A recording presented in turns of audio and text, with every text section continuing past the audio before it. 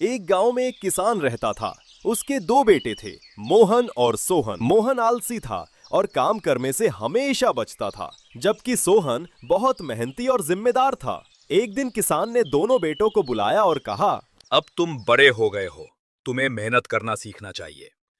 मैं तुम दोनों को एक एक चावल की बोरी देता हूं।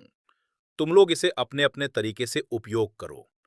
साल भर बाद मैं देखूंगा कि तुम में से किसने इसे अच्छे से संभाला। दोनों भाइयों ने चावल की बोरी ली और अपने अपने रास्ते चले गए। मोहन ने सोचा, इतनी बड़ी बोरियां कौन ढोए। चलो, इन्हें यही रख देता हूँ। जब जरूरत होगी तब देखूंगा। उसने बोरी को कोने में रख दिया और रोज आराम करता रहा। न कुछ बोया न कुछ सोचा।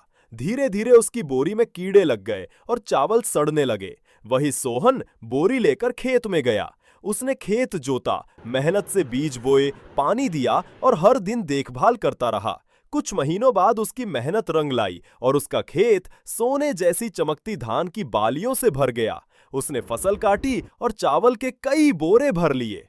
एक साल बाद किसान ने दोनों बेटों को फिर बुलाया और बोला, बताओ बेटा, तुमने मेरी दी हुई चावल की बोरी का क्या किया? मोहन शर्मिंदा होकर बोला, पिताजी, मैंने तो उसे रख छोड़ा था। अब उसमें कीड़े लग गए हैं और वो सड़ गई है। सोहन ने मुस्कुराते हुए कहा, पिताजी, मैंने खेत में बीज बोए थे। अब मेरे पास चावल के कई बोरे हैं। किसान ने सोहन की पीठ थपथपाई और कहा, देखो बेटा, मेहनत कभी बेकार नहीं जाती। आलसी इंसान के पास कुछ नहीं बचता, लेकिन मेहनती व्यक्ति के पास हमेशा कुछ न कुछ होता है।